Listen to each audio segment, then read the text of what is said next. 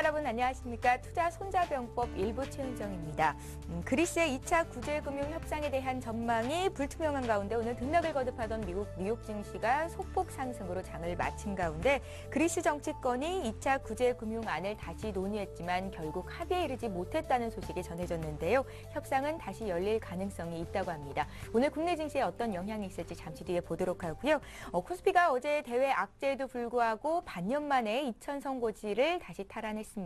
오늘 국내에서는 금통위의 금리 결정이 예정이 되어 있고요. 또 옵션 만기일입니다. 변수가 어떻게 시장에 또 영향을 미칠지 잠시 뒤 두 분의 전문가와 함께 풀어드리겠습니다. 자, LNS 파트너스의 하창봉 팀장 나오셨고요. 교보증권 여의도 지점의 이명식 전문가 자리하셨습니다. 안녕하세요. 안녕하십니까. 예. 자, 먼저 시장 분위기 보겠습니다. 동시호가 상황 살펴봅니다. 오늘 코스피는 0.36포인트 정도 쉬면서 장을 출발할 것 같습니다. 어제 보합권 수준이고요. 2003선은 유지가 될 것으로 보이는데요. 시가총액 상위 종목군 움직임 보겠습니다. 어제 소폭 밀렸던 삼성전자는 오늘 장에서 2% 가까이 좀 크게 조정을 받으면서 장을 출발할 것으로 예상이 됩니다. 그 밖의 종목들을 보면 현대차라든지 기아차는 소폭의 오름세로 장을 출발할 것 같고요. 어제 3% 이상 강세를 보였던 LG화학은 오늘도 추가적으로 2% 이상 더 오르면서 장을 출발할 것 같습니다. 대부분의 종목들의 등락이 엇갈리는 가운데 한국전력, KB금융, 하이닉스 등은 빨간불을 켜고 있고요. LG전자는 약보합권, 반면에 지주회사 LG는 2% 이상 강한 상승 출발이 예상이 되고 있습니다. 자, 코스닥 상황도 보겠습니다. 코스닥 지수가 이틀 연속 올랐었고요. 오늘도 역시 1포인트 정도 추가적인 상승을 할 것으로 예상이 되는데요. 시가총액 상위 종목군 움직임 잠깐 보겠습니다.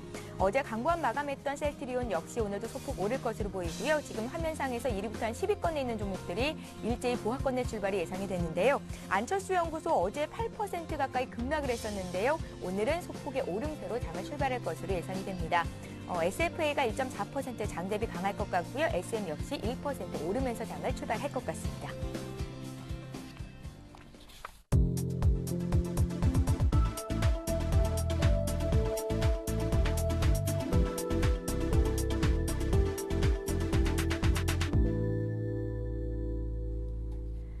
예, 2월 9일 목요일장 출발이 됐습니다. 그리스 협상이 좀처럼 쉽게 해결될 것 같지 않은 상황이고요. 오늘 국내에서는 여러 가지 이벤트들도 산재해 있습니다. 코스피 출발 어떻게 했는지 보겠습니다.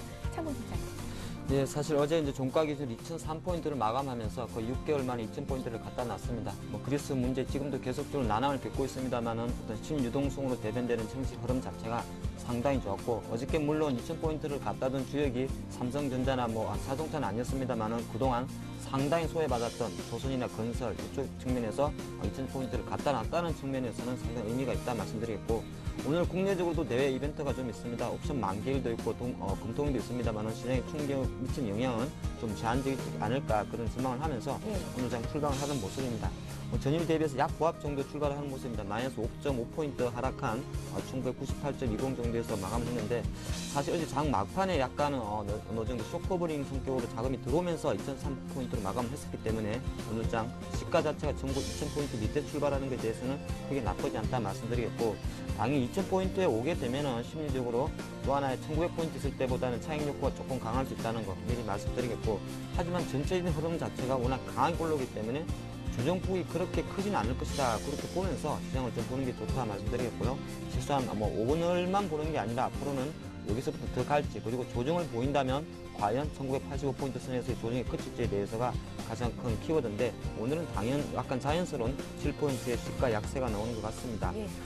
상위 종목 7만 살펴보면 삼성전자 한영중 9% 하락한 108만 3,000호가 들어오고 있고, 자동차 낙폭이 조금 돋보입니다. 현대차가 1.1% 하락한 21만 9,500원, 모비스 같은 경우도 0.8% 하락한 28만 5천원, 기아차 같은 경우도 0.15% 하락한 66,600원 호가 들어오고 있고, 전반적으로 자동차 외에도 오늘은 신한지주라든지 삼성생명, 하이닉스 포함해서 시가 상위 종목 LG화학을 제외하고 나서는 전부 다 차익실현 욕구가 좀 나온다 말씀을 드리겠습니다. 투자자별 동향 잠깐 보면 어저께도 외국인이 3천억 이상 매수를 해주고 기간도 많지는 않았습니다만 소폭의 매수를 해주면서 장을 좀 견인했었는데, 장 초반 같은 경우는 개인만 한 60억 정도 매도가 나오고 있고, 외국인과 기관 쪽에서는 또 소폭의 매수, 외국인 한 60억, 기관이 한 66억 정도의 매수가 들어온다 말씀드렸고, 오늘 아무래도 만기이다 보니까 장 초반입니다만은 그 프로그램 동향을 조금 보셔야 되는데 현재 베이시스 같은 경우는 0.94 정도가 나옵니다. 0.94 정도가 나오면 실제적으로 차익 프로그램 쪽에서는 매수 요건이 안 됩니다. 보통 프로그램 자체가 최근에 한 1.3 이 정도 이상 넘어야 되는데 일단 현재 상태만 봤을 때는 소폭의 차익 프로그램 매도가 좀 나온다 말씀드리겠습니다. 전체적인 흐름을 봤을 때는 어떻게 보면 어제 장 후반에 2시에 조금 더 오버슈팅된 부분이 있기 때문에 장 초반은 약간의 약세가 좀 예상되고 또 하나 어제 중국 시장도 상해 지수가 2% 이상 상승을 하면서 2,300포인트를 회복했기 때문에 실상 오늘도 중국 시장이 열리는 10시 반 정도까지는 약간은 자연스러운 조정세가 좀 기대된다. 하지만 전체적인 흐름은 상승세가 유지될 수 있다. 그렇게 장을 보는 게 좋을 것 같습니다. 예, 어제 반년 만에 코스피가 2,000선 고지를 탈환을 했었고요. 오늘 코스피는 어제보다 한 5포인트 빠진 1,998로 장을 출발했는데 이 정도면 괜찮다라는 분석을 하창봉 팀장님께서 해주신 거고요. 이번에 코스닥 시장 보겠습니다. 코스닥은 사흘째 오르고 있습니다. 522선에서 장을 출발했는데요. 상황 어떻게 보시는지요? 네, 현재 중요한 것은 수급 측면에서 기관들의 매도세가 다시 한번 집중적으로 이루어지고 있는 그런 모습을 보여주고 있고요. 최근 개인들의 코스닥 매수 집중도가 강화되는 그런 모습을 보여주고 있죠. 최근 일주일 넘게 1,500억 가까이 코스닥 시장에 집중하는 그런 모습을 보여주고 있는데 코스닥 시장의 업종 대표주, 그 다음에 기타 테마주의 경우 지금 상승 탄력이 상당히 미미한 그러한 모습을 보여주고 있습니다. 그런 측면에서 일단 코스닥 시장의 경우 현재 시가총액 상위 종목군들의 경우 강보합권을 형성하고 있는 그러한 모습을 보여주고 있습니다. 그런 측면에서 일단 코스닥 시장은 개별 종목에 집중하는 것이 필요한데 현재 리스크가 크기 때문에 일단은 선별적으로 대응하는 것이 필요하다고 판단이 됩니다. 시가총액 상위 종목보다는 현재 상승률 상위 종목을 살펴보도록 하겠는데요. 하츠죠. 내수 관련주인데 현재 상한가에 진입하면서 강한 상승 흐름이 전개되고 있고 다음으로는 시노패스입니다. 최근 들어 수처리 분야, 그 다음에 터치스크린 쪽에 집중하고 있는 시노패스가 금일 강한 상승 흐름을 보여주고 있고 위노바의 경우 최근 들어서 급등세가 연출되고 있는데 추격 매수는 일단은 자제하는 것이 필요하다라고 판단이 됩니다. 그 외 특징적 종목으로는 대북 그런 관련주가 최근에 이슈화되면서 로만손이 5%대 강한 상승 흐름이 전개되고 있고 현재 코스닥 시장의 경우에는 시가총액 상위 종목이라든가 그 다음에 대기업에 납품하는 일부 부품주들의 경우 상승 탄력이 둔화되는 가운 속에서 개별 종목들의 근한 상승, 순환 상승 흐름이 전개되고 있는 것이 특징적이라고 보실 수 있겠고 52주 신고가 상승 흐름을 보면은 최근 들어서 S넷 관련주죠. S넷 소프트웨어 관련주인데 현재 12% 상승한 3,000원대를 형성하고 있고 상강 MNT죠. 해상 풍력 그쪽 분야에 있어 나름대로 특수한 그러한 기술력을 갖고 있는 상강 MNT가 현재 14,600원으로서 52주 신고가를 계속 유지하고 있는 그러한 모습을 보여주고 있습니다. 전반적으로 코스닥 시장의 경우는 개인들의 매수세가 집중되면서 개별 종목군들의 그러한 상승 흐름이 산발적으로 나타나는 것이 특징적 요소라고 보실 수 있겠습니다. 예, 코스피 코스닥 출발 상황 봤습니다. 잠시 후 강정원의 오늘장 공략주를 잡아라가 이어집니다.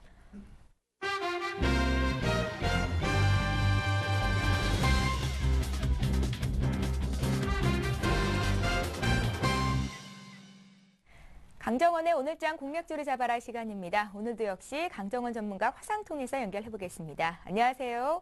네, 안녕하세요. 예, 어제 코스피가 2,000선 탈환을 했고요. 오늘은 조금 쉬어가는 분위기인데요. 먼저 어제 주셨던 종목부터 AS 받겠습니다. 어제 골프전 주셨었잖아요. 흐름 어떻게 분석하십니까?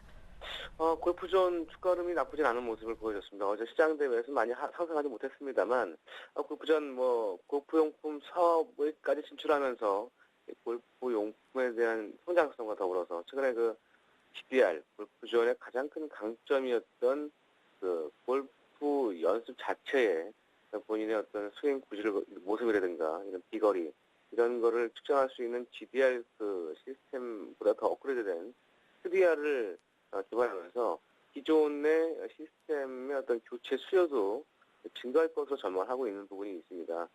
골프존은 지금 현 주가 대비해서도 충분히 성장성 독점성까지 감안하면 8만 원 이상의 밸류에이션 매력이 있는 종목이고, 하여튼 제가 제시한 종목 목표가 이상은 충분히 갈 수 있는 그런 패턴이라는 판단이 들고요.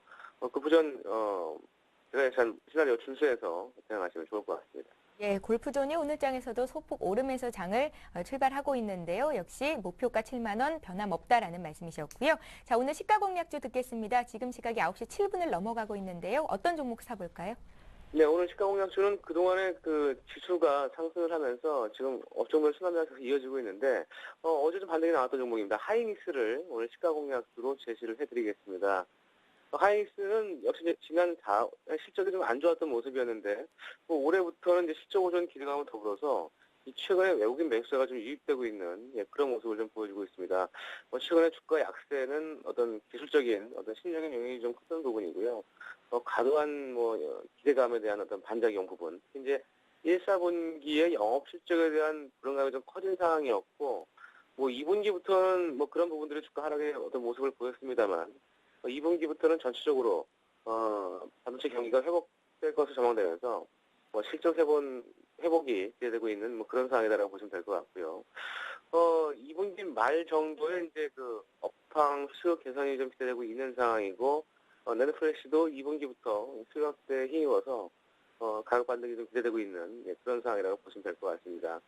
역시 이제 그런 부분들이 펀더멘털적인 측면에서도 우리가 접근할 수 있는 그런 상황이라고 판단되어지고요. 어제 외국인 매수세 유입도 역시 그런 측면에서 이제는 좀 단기적인 어떤 조정세가 좀 완료됐다 이렇게 좀 판단을 해서 들어오는 것으로 판단되어지고, 그리고 SK에서 이제 동사를 인수하면서 이 하이닉스에 대한 투자를 당초 계획보다 좀 늘릴 것으로 좀 발표를 했습니다. 하이닉스의 그 해외 법인을 포함해서 한 4조 이상의 어떤 그 시설 투자 계획을 계획하고 있다고 발표를 했고요. 지난해 비해서 20% 이상 투자를 좀 늘린 그런 전망으로 좀 예상을 하고 있습니다. 이에 따라서 핵심 인재도 영입을 하고 이런 경쟁력 강화에 박차를 가고 있는 부분, 이런 부분들이 하이닉스의 성장성도 우리가 기대할 수 있는 그런 사례라고 보시면 될 것 같고요. 역시 SK그룹에서 향후 미래의 먹거리 산업으로 반도체를 꼭 필요했기 때문에 이 SK그룹 측에서도 이 하이닉스에 대한 지원은 아끼지 않을 것이다. 이런 부분에서 우리가 접근했을 때 성장성 부분도 갖춰져 있다 이렇게 보시면 될 것 같습니다. 예, 하이닉스가 어제 4% 이상 급등했었고요. 오늘도 소폭의 오름세를 유지하고 있는데요. 얼마쯤 사보면 좋겠습니까? 하이닉스 25,500원에서 27,000원, 현 주가 때 충분 매수가 가능한 그런 패턴으로 보여지고요. 목표가는 3만 원까지 제시해드리겠고요. 손절가는 24,000원 하회시에 손절로 들어가시기 바라겠습니다. 예, 강정원 전문가 오늘장 시가 공략주 하이닉스였습니다. 말씀 잘 들었습니다. 네, 고맙습니다. 예, 자 이어서 국내 외환 채권 시장 흐름 보겠습니다. 자 오늘도 역시 한양증권 리서치센터의 전소영 연구원 전화로 연결해 봅니다. 안녕하세요. 네, 안녕하세요. 예, 먼저 외환 시장 흐름부터 보겠습니다. 환율이 소폭 오르면서 장을 출발했네요. 네, 그렇습니다. 이제 어젯밤까지는 이제 그리스 구제금융 협상이 진행 중이었는데 오늘 아침에 일단 1차적으로는 협상이 불발됐다라는 그런 소식들이 나왔습니다. 블룸버그 통신으로 확인해 본 결과 연금 부분에 있어서의 합의가 불발이 됐고 관련된 안건을 다시 한번 제출될 예정으로 나와 있기 때문에 이런 부분들이 아직 완전한 불발이 아니라 계속해서 릴레이 협상식으로 진행이 되고 있다라는 측면으로 받아들이시면 좋겠고요. 오늘 아시아 거래에서 유로달러 환율 소폭 약세로 출발하면서 이런 부분들을 제한적으로 반영하는 것으로 보입니다. 오늘 달러원 환율 같은 경우는 전일 대비 1원 70전 상승한 1117원 50전에 거래가 이루어지고 있습니다. S&P에서는 미국의 대선 결과에 따라서 미국의 신용 등급이 다시 한번 강등될 가능성이 있다라고 언급을 했는데요. 미국 대선도 이제 올 겨울에 있기 때문에 이런 부분들 계속해서 고려 대상이 되겠지만은 일단은 리스크온 분위기가 확산이 되고 있기 때문에 이런 분위기에 편승해서 달러원 환율 오늘 제한적으로 상승 출발한다 하더라도 아무래도 1120원 선에서는 막힐 가능성이 높다라는 판단입니다. 일단은 1110원대 중반까지 내려온 레벨에 대한 부담이 있을 수가 있겠고요. 반등 시에 매도 압력이 여전히 상존합니다. 일단은 1120원대에서는 계속해서 수출업체 내고 물량이 조금씩 유입이 될 가능성이 있기 때문에 1120원대 흐름까지는 연출될 가능성이 조금 있다라는 판단이고요. 외국인에서 주식 아직 순매수가 이어지고 있지만 달러 선물에 있어서는 방향성이 조금 부족합니다. 따라서 이런 것들이 방향성을 아직까지 확인하기에는 조금 무리다라는 판단이고 제한적인 거래에서 아무래도 연출이 될 가능성으로 봐야 될 것 같습니다. 예. 오늘 금융통화위원회가 정례회를 열고 기준금리를 결정하게 되는데요. 대부분의 전문가가 동결될 것이다 이렇게 전망을 합니다. 채권시장에는 어떤 영향이 있을까요? 채권시장 흐름 봐주십시오. 네, 대부분의 전문가가 기준금리 동결을 예상하는 만큼 긴장감은 상당히 떨어진다라고 볼 수가 있겠습니다. 일단은 이제 뭐 가계부채라던가 이런 문제로 인해서 기준금리를 올리기도 상당히 쉽지 않고 그렇다고 기준금리를 인하하기에 아직까지 좀 글로벌리 경제 상황을 조금 봐야 되는 그런 측면들이 있기 때문인데요. 이럼에도 불구하고 최근에 채권시장 슬금슬금 금리가 올라오면서 상당 부분 약세 현상을 보이고 있는 모습입니다. 물론 이제 주식시장에서의 주식 그 지수 반등에 아무래도 이제 연동되면서 약세를 연출한 부분도 있는데요. 한편에서 이제 수업 시장에서 외국인들이 그동안에 1분기 기준금리 인하 가능성에 작년 말부터 상당히 많이 수업 시장으로 베팅을 했었는데 이런 부분들이 일부 손절 물량이 출회가 되면서 국채 선물로의 숏플레이가 연출이 되고 이런 것들이 일부 국내 기관들의 손절로 이어지는 그런 모습들입니다. 일단은 국고 3년물 기준으로 3.45% 정도에서의 대기 매수가 꾸준히 유입이 되고 있는 모습입니다만은 아무래도 외국인의 이런 국채 선물 숏이 지속이 된다면 계속해서 금리는 조금 레벨을 이탈할 가능성도 있다라는 점 염두에 두셔야 될 것 같고요.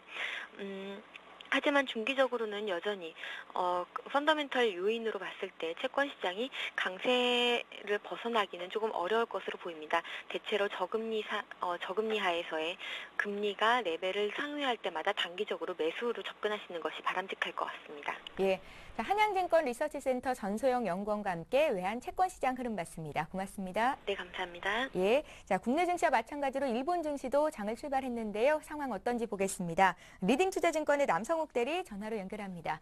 안녕하세요. 네, 안녕하세요. 예. 일본 증시가 어제 3개월 만에 9,000선을 넘었었는데요. 오늘은 어떻게 출발했습니까? 이슈도 함께 짚어주십시오.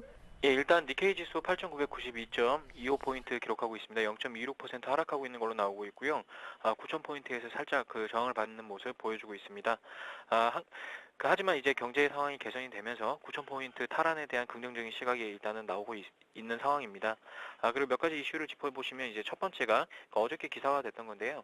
일본 정부가 지난해 11월 엔화 강세를 저지하기 위해서 외환시장에 몰래 개입했던 것이 이제 보도가 됐었습니다.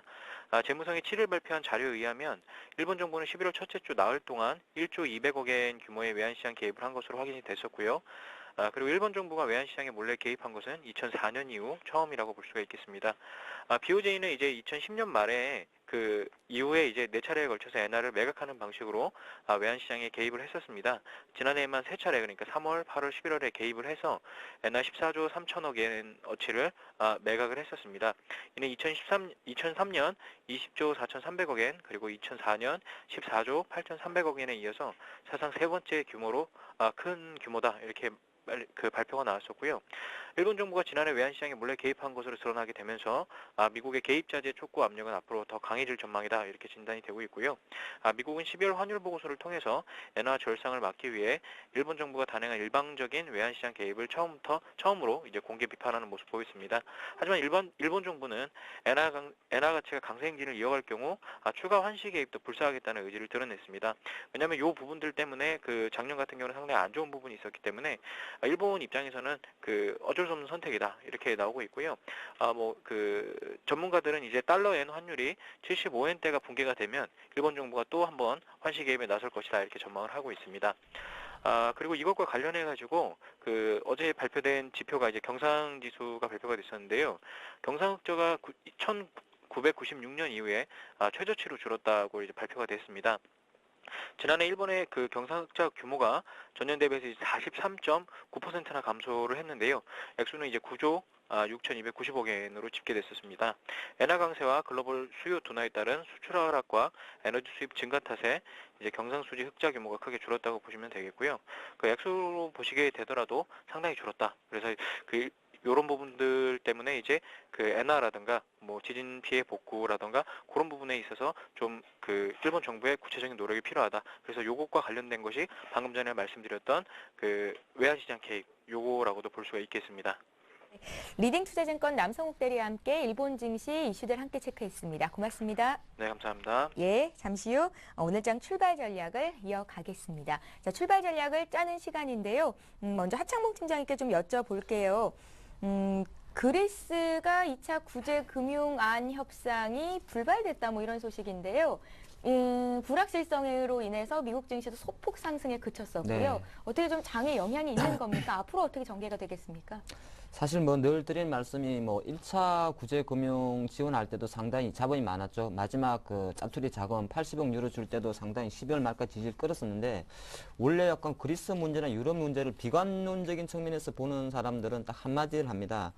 접근이 잘못됐다. 그런 말을 하죠. 그러니까 부채가 많았을 때 과연 부채를 해결하는 과정은 어떻게 해결하는 과정에 대한 접근인데 사실 우리가 생활을 하다 보면은 생활이 쪼달려가지고 빚을 지게 되는 것이고 그렇게 했을 때는 사실은 계속 빚을 더 받아들여가지고 그것을 막아내는 거는 한계가 있습니다. 그럼 뭘 해야 되죠? 밤에 아르바이트를 해야 됩니다. 그래서 유럽 같은 건 이런 얘기죠. 지금 안 좋게 보는 거는 지금 유로존 위기를 해결하기 위해서 유로존 글로벌적으로서 성장 모델보다는 계속적으로 재정 긴축에만 너무 편향되어 있지 않나 이렇게 이야기 나옵니다. 예. 이게 왜 그러냐면 어저께도 그리스 정부 간의 어떤 그 협상 자체가 계속 불발되는 이유가 일단은 재정 지출을 2015년까지 다시 한 130억 유로 삭감해라.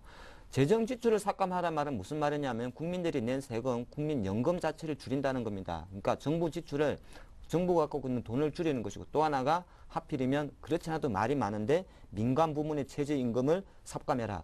그러면 한번 간단히 생각해 보십시오. 계속 경제는 성장을 해야 그나마 빚을 조금씩 줄여나갈 것인데 경제는 계속적으로 성장을 못하게 잡아버리고 그런 상태에서 돈을 자꾸 달라 그러니까 당연히 유럽연합에 다른 데서는 안 주는 거죠. 그런 상황이 계속 나오고 있다 말씀드리겠고 그런 것 자체가 지금 정치권 내부에서도 정치 파파데우스 총리하고 각 내각들 간에 그 이견이 안 나오다 보니까 여기서부터도 합의가 안 되니까 계속 지연이 되는 것이고 예. 그래서 오늘 밤에 또 긴급 회동하고 9일까지 하고 나면 그게 이제 트로이카 팀과 내부적으로 들어가는데 글쎄요 사실 뭐 그리스 문제는 계속적으로 나오기 때문에 약간 안 좋게 보면서도 늘 시장이 좀 계속 좋게 반응하기 때문에 또 그렇게 보는 게 좋을 것 같다 말씀드리겠고 아마 S&P가 어제 한번 언급은 한 건 있습니다. 그리스가 지금 이렇게 국제교환 PSI가 잘 마무리되고 나면 선택적 디폴트를 선택을 하고 또 하나가 신용등급 강등을 하겠다. 하지만은 일시적으로 바로 강등시키고 나서 그리스의 신용등급을 재조정하겠다는 이야기를 했습니다. 그래서 새로 한번 판을 짜보겠다 그런 말을 했고 밤새 S&P에서 사실은 장기적인 그림입니다만은 지금 장이 워낙 좋기 때문에 이제 워우 하는 차원에서 준비를 해왔는데 작년 8월 달에 S&P가 미국의 신용 등급을 한 단계를 낮췄죠. 거의 70년 만인데 낮췄는데 이번에 같은 경우는 살짝 경고를 하는 눈빛입니다. 미국도 한 11월에 대선이 있는데 11월 정도까지는 뭐 별로 언급은 안 하겠습니다만은 11월 대선 이후에 미국이 현재 계속적으로 재정 계획이 이렇게 난항을 겪을 때는 추가적인 신용 등급 강등 가능성도 언급해놨다 그런 말을 하고 있습니다. 예. 사실 뭐 어느 정도 지금 신용평가사 입장에서는 약간 장기적인 그림이긴 합니다만은 우리가 잊지는 말자 그런 측면에서 제가 말씀을 드렸고요. 오늘 장 제가 약간은 시황 앞서가지고 특징주 잠깐 하나 볼까 합니다. 최근에 그 특징주 중에서 그 엔트주가 상당히 잘 갑니다. 그러니까 우리의 시장이 지금 테마주 제가 좀 엔트주를 다룰 건데 정치 테마는 문재인 관련 테마주, SNS 테마 이렇게 하고 있습니다만은 YG엔트나 SM 이런 종목들이 소문 없이 잘 갑니다. 사실은 이렇게 상한가는 안 가고 있습니다만은 상당히 잘 간다. 오늘 같은 경우도 뭐 YG가 한 1.3%, SM이 55,800원 하고 있습니다. 하고 있는데 뭐 주가 팍팍팍 날아가지는 않는데 왜 이렇게 잘 가는 거 가만 보니까 예. 역시나 국내에 약간 유수한 삼성자산 운용사에서도 어떤 이런 종목에 대해서 지분 5% 정도 갖고 있고 또 하나가 상당히 엔터주 K-팝 폭이 버블이 아니다. 어느 정도 문화 콘텐츠 트렌드라는 인식 자체가 자산 운용사에서도 좀 러브콜이 들어온다 말씀드리겠고 제가 지난번에 한번 언급드렸던 종목인데 드라마 콘텐츠 중에서 지금은 팬 엔터테인먼트가 정말 잘 갑니다. 오늘도 보면 한 7.5% 올랐습니다. 팬 엔터가 한 7.5%인데 그 MBC에서 지금 인기를 방영 중인 제가 한번 말씀드렸죠. 해를 품은 달, 해 품은 달이 이 페니 엔터테인먼트 작품이고 지금 워낙 시청률이 잘 나온다는 것이고 그리고 키스트 같은 경우는 저는 사실 김수현 그래가 여자인 줄 알았습니다. 예. 근데 그 남자 주인공이더라고요. 김수현이 사실 배용준의 회사 키스트의 소속사입니다. 그러다 보니까 드라마 컨텐츠 업종들도 사실은 약간은 광풍보다는 자연스럽게 조금 가고 있다. 제가 말씀드리겠고요. 오늘 장은 글쎄 지금 2000포인트 밑에서 쉬고 있는데 제가 봤을 때는 어저께 이제 그 2000포인트를 갔다던 주체가 삼성전자가 아니라 저는 삼성전자가 아니라 또 봅니다. 어저께 보면은 건설, 철강 뭐 이런 것들이 갔었는데 실제적으로 약간은 지금 대형주가 순환 반등세가 나오고 있다 이렇게 말씀드리겠고 순환 반등세란 건 실제적으로 실적 턴어라운드가 예상되는 화학이나 건설, 조선 측면에서의 업종 자체가 향후 2000포인트 전환 업종에서도 강세가 나올 수 있다 말씀드리겠고 오늘도 보면은 역시나 장이 조금 못 올라가니까 전기전자 쉬고 증권주도 쉽니다. 금융주도 쉬고 있기 때문에 최근 어느 정도 그나마 작년이 오히려 실적이 좋았던 종목들은 약간 차익 욕구 심리가 팽배하다. 그렇게 업종을 보는 게 좋을 것 같고요. 전반적으로 봤을 때는 지금 오늘 어느 정도 장을 너무 나쁘게는 보지 말자는 생각을 합니다.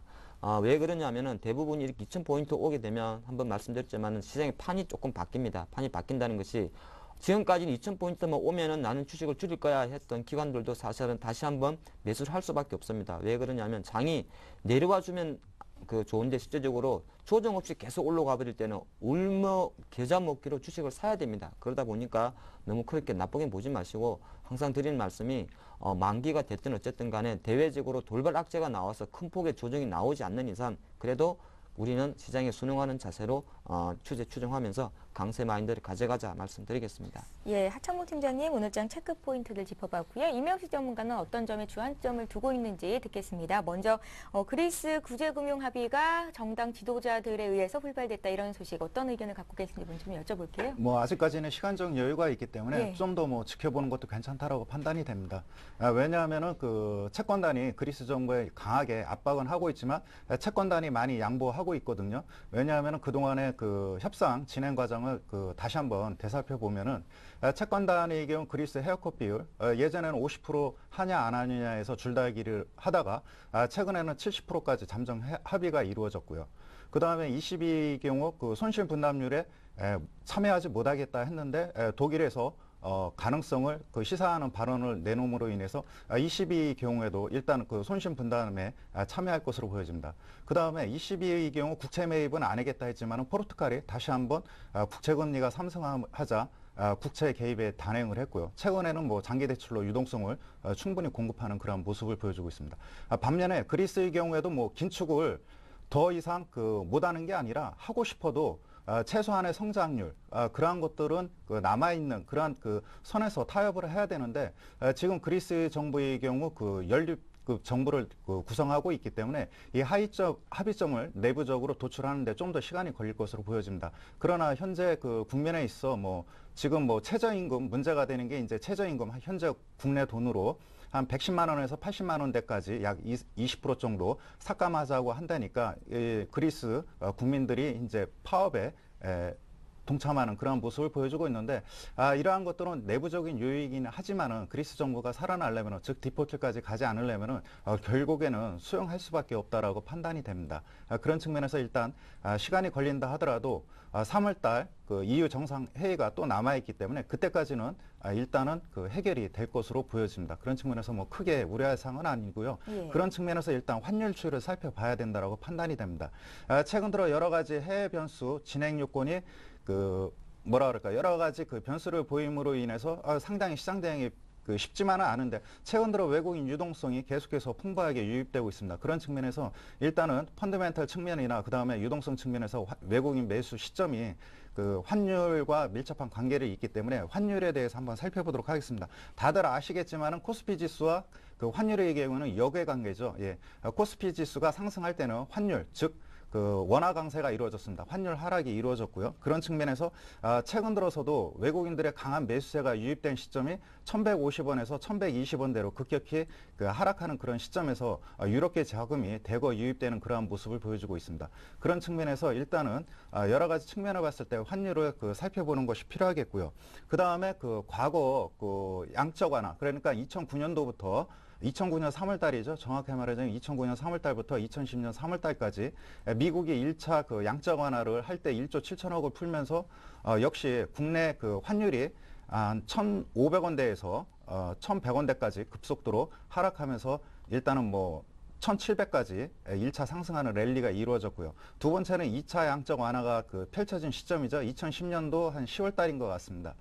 그 당시에 다시 2차 양적 완화가 펼쳐졌을 때, 즉 1차 양적 완화는 그 주택모기지 이쪽 부분에 대한 그러한 국채를 매입함으로 인해서 미국 은행권의 그런 신용경색을 차단하는, 방어하는 데 주력했다면 2차 양적 완화는 경기 지표가 호전될 때까지 디플레이를 방지하는 그런 경기 부양 정책이 형성이 됐다라고 보실 수 있겠습니다. 현재 유럽의 경우에도 미국에서 펼쳤던 1차 양적 완화 시점과 상당히 비슷한데요. 2월 말에도 추가적으로 한 6천억 넘는 그러한 그 장기 대출이 이루어질 것으로 보여집니다. 그렇다면 총 한 1조 유로 이상이 풀려지게 되는데, 그렇다면은 이러한 그 금액은 현재 그 미국에서 일단 추진했던 양적 완화 규모의 한 절반 정도 되는데, 그런 측면에서 외국계 자금이 일단 들어왔는데, 중요한 것은 여기서 뭐냐면 유럽 은행권의 신용경색을 차단하는 측면이 있겠죠. 그런 측면에서 이번에 유동성 장사의 경우는 펀더멘탈이 개선되지 않으면 또 한 차례 주춤거리는 그런 양상이 나타날 것으로 보여집니다. 그렇기 때문에 외국인들의 그 자금이 유입됐던 1,150원에서 1,120원 사이 이쪽 측면을 잘 살펴봐야 될 것으로 보여지고, 환율 차트를 한번 간단히 살펴보도록 할까요? 네, 환율 차트를 보시면은 2009년도 1,550원대에서 급격히 원화 강세 이루어지면서 1,150원까지 하락을 했습니다. 1,100원대까지. 이때 뭐 지수가 1,700까지 강한 상승이 이루어졌고요. 그 다음에 2010년도죠. 예, 2차 양적 완화가 이루어졌을 때 1,150원에서 1,050원까지. 즉, 그 환율의 그 변동폭이 축소되는 그런 모습을 보여주고 있습니다. 마찬가지로 지금도 유럽계 자금이 급속도로 이루어졌던 시점이 1,150원대입니다. 현재 뭐 환율이 1,120원대에서 유지하고 있습니다. 갈수록 환율의 경우에 변동성은 축소되면서 안정될 것으로 보여지기 때문에 국내 그 지수의 경우에도 강한 상승 흐름보다는 완만한 그러한 흐름이 이루어질 것으로 보여집니다. 예. 자, 이렇게 해서 두 분의 전문가께 오늘장 체크 포인트 여쭤봤고요. 잠시 증권사 리포트 살펴봅니다. 현대증권 투자 컨설팅 센터의 배성영 책임연구원 전화를 연결합니다. 안녕하세요. 네, 안녕하세요. 예, 오늘은 어떤 업종 관심 갖고 지켜보면 좋을까요? 예, 오늘은 증권업종에 대해서 한번 볼 필요가 있다고 보고 있습니다. 예, 증권업종 어떤 전략이십니까? 예, 일단 뭐 증권업종이 연초 이후에 업종 대표 중심으로 빠르게 상승 흐름을 보였었는데요. 역시 이제 전반적인 지수의 추세 반전 흐름과 거래대금 상승, 그리고 중장기적인 저평가 매력이 부각되었기 때문으로 볼 수가 있겠습니다. 다만 이제 오늘은 자본시장법 개정안이 국회 통과가 사실상 무산되면서 일부 주가 하락이 이어지고 있는 상황이고요. 전반적으로 이번 상승의 흐름이 밸류에이션 정상화 과정이라는 그런 특징들을 고려했을 때에는 증권업종의 그런 밸류에이션 정상화가 상당 부분 진행이 되었다라고 보시면 될 것 같습니다. 7월 말 우리 시장이 2200포인트 정도였을 때 증권업종의 PER이 약 11배 정도였는데요. 현재 증권업종의 PER도 약 11배 수준에 육박한 상황이기 때문에 현재 저평가 매력은 다소 많이 감소했다라고 보시면 될 것 같습니다. 그에 따라서 일부 이제 탄력 둔화의 가능성을 남겨둬야 될 것 같고요. 최근 증권업종의 흐름들이 업종 대표주들의 흐름이 전반적으로 5일선과 11선을 지지로 해서 상승 흐름을 보였었는데 현재 일단은 오늘 주가 하락이 이어지면서 일부 종목들은 11선 정도를 이탈하고 있는 흐름을 보이고 있습니다. 따라서 일부 종목은 현금화를 통해서 일부 차익 실현 대응에 나서는 것이 좋을 것으로 보고 있습니다. 예, 향후에 증권업종이 좋을 것이다 이런 의견보다는 일단은 차익 실현하는 게 맞겠다는 의미시군요. 네, 그렇습니다. 예, 증권업종 봐주셨고요. 자, 오늘 코스피가 장 초반에 비해서 낙폭을 조금 키웠습니다. 오늘 전략은 어떻게 가져가면 좋겠습니까? 네, 오늘 뭐 장 개시 이전에 그리스 연금 부분에 대한 문제에 있어서 구제금융 주권이 다소 합의에 불발을 했다라는 기사가 나오면서 장 초반 시장의 약세 흐름을 보이고 있습니다. 다만 뭐 장 초반 약세에도 불구하고 외국인의 매도 규모가 크지 않은 상황이고요. 그리스 디폴트에 대한 부분들은 아직은 뭐 가능성이 크지 않은 상황이기 때문에 추세를 반전할 만한 재료로는 작용할 것 같지는 않습니다. 따라서 여전히 상승 추세에 있는 만큼 주식 보유의 대응이 전반적으로 유리한 전략으로 볼 수가 있겠고요. 역시 시장의 흐름이 업종별 순환매가 빠르게 전개되고 있기 때문에 업종별 순환매에 고려한 장세 대응이 필요할 것으로 보고 있습니다. 마지막으로는 1월부터 지금까지 전반적으로 외국인 매수에 따른 대형주 위주의 그런 상승이 이어졌지만 실적 시즌이 상당 부분 마무리 시점에 접어들면서 일부 중소형주 쪽으로도 실적 호전이 되는 중소형주 쪽으로도 매기가 이전될 수가 있기 때문에 그러한 종목 찾기가 상당히 중요한 시점으로 보고 있습니다. 예, 현대증권 투자 컨설팅 센터의 배성영 책임연구원과 함께했습니다. 고맙습니다. 네, 감사합니다. 예, 자, 이어서 오늘장 출발 전략 함께 하겠습니다. 자, 앞서서 하창봉 팀장님께서 옵션 만기에 대한 영향은 미미할 것이다라고 의견을 주셨었는데요. 지난달 옵션 만기 이후로 외국인들이 뚜렷한 순매수를 보이고 있고 만약에 오늘 외국인들이 대거 청산에 나선다면 장 막판에 또 증시를 크게 움직일 만한 변수가 되지 않을까라는 생각이 드는데요. 지금 이제 시각이 9시 30분을 넘어서고 있는데 지금 이 시각 비차익 거래를 통해서 한 1,000억 정도의 매도 물량이 나오고 있는데 이 정도면 뭐 양호한 겁니까? 옵션 만기 영향에 대해서 좀 자세히 좀 봐주십시오. 사실 옵션 만기는 강남역 길거리에 점치는 사람도 못 맞추고 뭐 100년 공부한 사람도 못 맞춘데 어떻게 움직일지는 아무도 모릅니다. 사실 저희가 뭐 옵션 만기 프로그램 추정하는 프로그램들이 많이 있죠. 뭐 컨버전이나 리버셜 해서 옵션과 연계된 차익 거래 하는데 과거 역사를 봐도 그거를 맞춘 적은 없다 저는 말씀드리겠고 전체적으로 사실 뭐 옵션 만기는 만기 날만 봤을 때는 정말 어디로 갈지는 저도 모르겠습니다. 데이터만으로만 보면 이번 옵션 만기 같은 경우는 프로그램 전체적인 부담은 갖고 있습니다만은 어느 정도 전체적인 시장 스탠스가 강하기 때문에 큰 충격은 없을 거다 보고 있는데 사실 그보다 약간은 이제 그런 것이 2,000포인트 딱 오니까 오늘 수급에서 딱 바뀐 것이 바로 외국인이 주식을 안 사고 있습니다. 지금 안 사고 있다는 것 자체가 크게 부담이 안 될 수는 있습니다만 일단은 안 산다는 것 자체는 중요합니다. 그러니까 제가 볼 때는 한 오늘 230억 정도밖에 매도를 하고 있는데 실제로 그렇게 생각할 수 있을 것 같습니다. 솔직히 제가 외국인 입장에서도 뭐 이 정도 왔는 땡겨놨는데 좀 쉴 수도 있지 않을까 이런 말씀드리는 것이고 앞으로는 사실 외국인 순매수에 대한 어떤 기대보다는 사실 시장은 외국인이 언제 매도로 돌아서는지 촉각을 갖출 것이고 보통 이렇게 장의 꼭대기라 그래야 될까요? 어느 정도 급하게 올라오고 나면 그 다음 키는 기관으로 넘어갑니다. 그래서 향후 볼 때는 어느 정도 기관의 매수 업종 그리고 매수 세력에 대해서 좀 달라진다 말씀드리겠고 보통 수급적으로 단기 고점 시그널은 개인하고 기관이 많이 살 때 많이 나옵니다. 그런 거 보시면서 오늘만 놓고 봤을 때는 약간 조심스러운 그런 시그널이 있습니다만은 제 경험상 보통 만기 날 고점으로 마감되는 경우가 없기 때문에 아까 말씀드린 대로 최소 10시 전까지는 약간 오늘 자연스러운 차익 욕구가 좀 나오지 않나 말씀드리겠고 외국인은 그러면서도 오늘 좀 이렇게 장이 한 10포인트 조정을 받는 거는 230은 금액은 많지 않습니다만은 파는 업종 자체가 화학을 빼고 나면 전기전자하고 자동차에 좀 팔기 때문에 전년 대비해서 13포인트가 빠지지 않나 싶습니다. 큰 충격은 없을 거라고 예상을 하셨지만 장 막판에 좀 크게 흔들릴 수는 있잖아요. 그때 이용해서 좀 종목 사보는 건 어떻습니까? 지금은 빠지는 게 좋습니다. 왜냐하면 제가 드린 말씀이 1950선에서 한 7거리에 있다가 장중 1945포인트 조정받고 올라버렸단 말이죠. 그래서 오히려 원래 조정이라는 건 이렇게 쭉 가다가 한 번 정도는 픽 빠져주면 상당히 첫 번째 매수 기회가 들어옵니다. 그래서 오히려 시장만 오늘 만기 충격 때문에 어떻게 될지는 뭐 시간이 남아 있습니다. 충격 때문에 빠진다면 최소한 바로 내려가지는 않는다. 그래서 오히려 매수 기회를 잡는 거는 좋다. 그런 말씀 드리겠고요.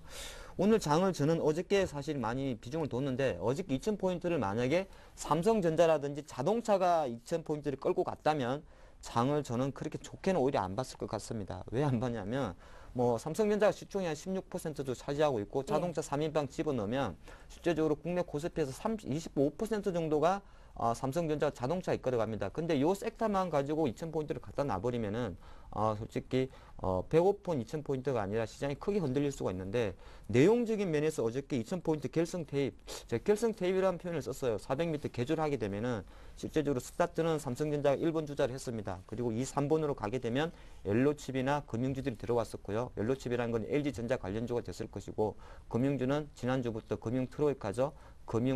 은행주, 증권주가 됐습니다. 근데 원래 400m 계주를 하게 되면은 1번 주자는 스타트가 제일 좋은 친구고 4번 kil색 테이프 찍는 친구는 근지구력이라 그러나요? 그게 좋은 친구가 합니다. 예. 근데 제가 건설, 조선, 화학은 사실 근지구력이 좋은 종목입니다. 그게 무슨 말이냐면 기존의 삼성전자나 은행주라는 자동차는 워낙 실적이 좋았던 종목입니다. 그래서 스타트가 좋았던 종목이고 건설이나 조선화학은 사실 작년은 볼 장도 없고 올해 상반기도 볼 게 없습니다. 실적만 봤을 때는. 하지만은 중기적인 관점으로 들어왔지 않나. 그래서 이번에 들어왔던 외국인 자금이 6조가 됐든 7조든 간에 이렇게 봤을 때 약간 단기 한머니성 자금보다는 오히려 약간 묵직한 자금이 들어왔지 않나 보기 때문에 인처 포인트를 갖다 둔 업종 자체가 건조화라고 제가 이름을 붙였습니다. 건조화라면은 시장이 그렇게 나쁘진 않다. 그렇게 보는 것이고 이걸 전략으로 접근했을 때는 늘 드리는 말씀이 순환매가 됐든 어쨌든 간에 지금은 솔직히 IT나 자동차를 건드리는 것보다는 그래도 오늘도 조선주 강합니다만은 조선건설화학주에 건드리는 것이 낫다 말씀을 드리겠고요. 업종 전략 잠깐 말씀드리면 오늘 좀 시장이 하두지 않나 싶습니다. 저도 조금 전에 현대증권 연구원님도 증권주를 좀 다뤘는데 예, 오늘 증권주가 가장 많이 빠지네요. 예, 그래서 예. 가장 큰 하도가 오늘 어제 국회 법사위에서 나온 그 자본시장 그 개정안이 약간 무산될 수 있다는 그런 내용입니다. 조금만 생각하면 그래요. 작년 한 10월 11일 정도에 대형 증권사 미래에셋을 제외하고 나면 삼성, 우투 전부 다 대규모 정자를 했죠. 정자 자체가 이제 브로커리지 부문으로는 안 된다. 세계전 글로벌 IB 시대에 왔기 때문에 대형 IB를 통해서 어느 정도 신성장 모델을 찾아야겠다 이런 이야기 나왔는데 정부 당국에서 조금 부정적입니다. 민주통합당에서도 대형 IB 육성하게 되면은 실제적으로 옛날에 리만 사태 원조가 사실 IB 아니겠습니까? 투자은행에 대한 문제가 있기 때문에 부정적이었고 이번에 그 정당 명칭을 개명한 새누리당에서도 대형 IB를 해서 안 그래도 은행들이 기업 부실 대출도 많은데 증권사마저 기업 대출 해줘가지고 부실 생기면 어떡하려 부정적이다 보니까 어저께 그 약간은 뭐 신개정법안이 좀 안 좋게 흘러갔다는 그런 이야기가 나오고 있는데 그거는 제가 조금 풀어드릴까 합니다. 차트를 하나 보려고 하는데 예. 이게 비교 차트입니다.